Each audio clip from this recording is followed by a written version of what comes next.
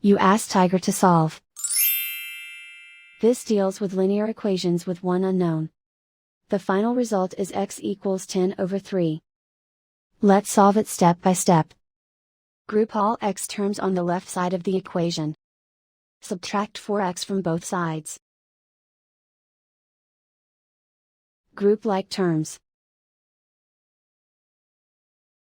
Simplify the arithmetic. Group like terms.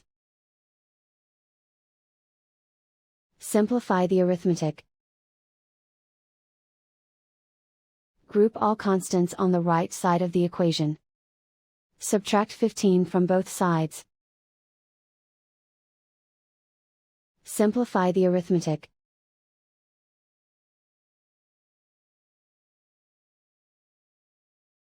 Isolate the x. Divide both sides by -6.